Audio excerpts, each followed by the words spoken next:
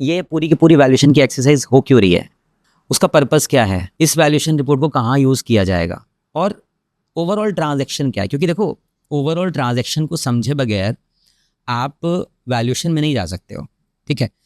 अब उसके बाद आप ये अगर मान लो लेमैन पर्सपेक्टिव से देखें, या फिर न्यू फाउंडर्स के लिए देखें, या फिर न्यू इन्वेस्टर्स के लिए देखें, और आप ये पूछो कि सबसे इम्पॉर्टेंट फैक्टर क्या है, तो हर कंपनी में इम्पॉर्टेंट फैक्टर अलग हो सकता है।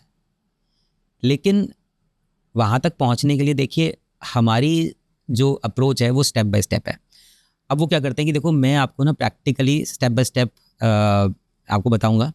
मेरे क्वेश्चंस कुछ होंगे बेसिक, जो मैं जनरली फाउंडर से पूछूंगा, या फिर मैं एक लेमैन से भी पूछूंगा, तो उनके क्वेश्चंस के जो रिस्पॉन्स होंगे वो मोर और लेस सेम होंगे। ओके। एग्जाम्पल के तौर पे, अगर वैल्यूएशन को एक्सपर्ट को आप छोड़ दो, मतलब मेरे पॉइंट ऑफ व्यू से बात ना करो आप, अगर आप किसी कंपनी को एज एन इन्वेस्टर देखते हो, या फिर आप उस कंपनी के फाउंडर है, तो आप क्या कोशिश करोगे कि सबसे ज़्यादा क्या इंपॉर्टेंट होगा, मतलब आपके हिसाब से क्या इंपॉर्टेंट होगा, रेवेन्यू। राइट। ठीक है, तो ये हमेशा ऐसा होगा। देखो, investors will discuss around revenues, क्योंकि उनको लगता है कि रेवेन्यू अगर सही चल रहा है तो उसके नीचे के number automatically they will fall in place.